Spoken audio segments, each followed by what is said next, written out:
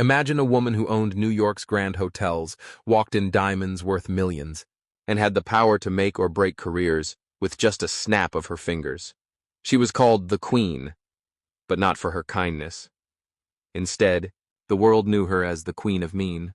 Her name? Leona Helmsley, a woman who built an empire out of steel and glass, but destroyed her own legacy with arrogance, greed, and one sentence that haunted her forever. "We don't pay taxes. Only the little people pay taxes." This is the story of Leona Helmsley, her rise, her reign, her fall, and the bizarre legacy she left behind. Leona Mindy Roberts was born in 1920 in a modest Jewish family in New York. From the very beginning, she was ambitious. She wanted more than just an ordinary life. In her 20s, she started working as a model, showing off expensive clothes and jewelry in catalogs. But Leona wasn't just beautiful. She was sharp, cunning, and hungry for success. She soon entered real estate. Selling apartments and dealing with wealthy clients gave her the connections she needed. That's where she met Harry Helmsley, one of the most powerful real estate tycoons in New York. Harry was smitten by Leona's charm, and their partnership turned into marriage. Together, they built an empire: hotels, skyscrapers, luxury apartments. The Helmsley name was everywhere. Their most iconic property, the Helmsley Palace Hotel, was a symbol of luxury in Manhattan. Leona became the face of this empire. Her advertisements showed her as the perfect hostess, welcoming guests into a palace of dreams. But behind the golden image, Leona's true personality was very different.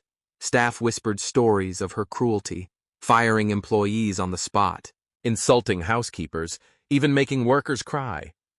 The media began calling her the Queen of Mean, and she loved the attention.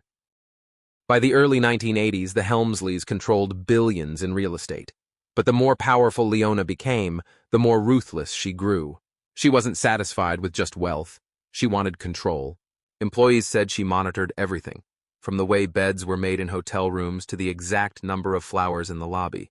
If someone made a mistake, she would scream, "You're fired!" Many staff said working under her was like walking on glass. One wrong step, and your career was over.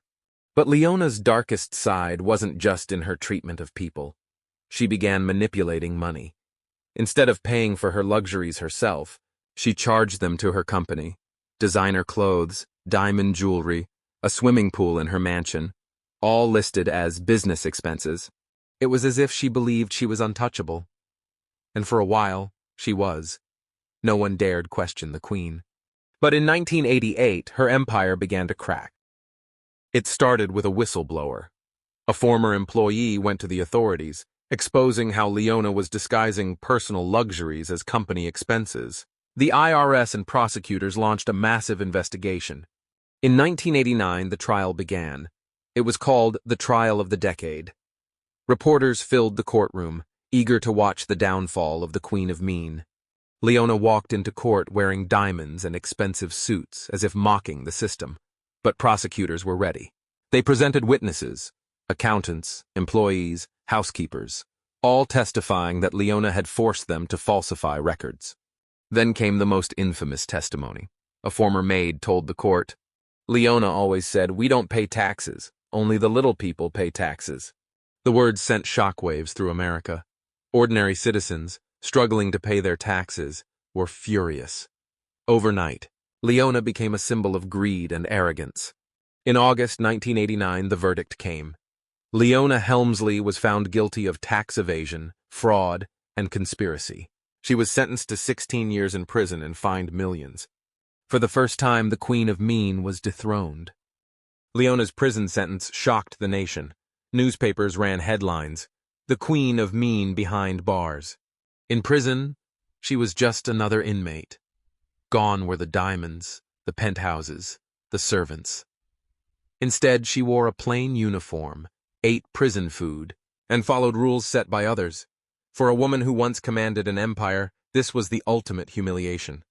Reports say Leona cried at night, whispering, "I don't belong here." But the public had no sympathy. To them, this was justice. Even in prison, Leona tried to assert dominance. She demanded special treatment, tried to control fellow inmates, but nothing worked. In prison, money meant nothing. After serving 18 months, she was released on appeal, but the damage was done. Her empire still stood, but her reputation was ruined forever. Leona returned to her luxurious lifestyle, but never regained her former glory. Then, in 2007, she passed away at the age of 87. But even in death, Leona shocked the world.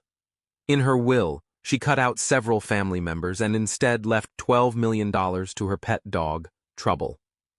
Yes, her dog became one of the richest pets in the world.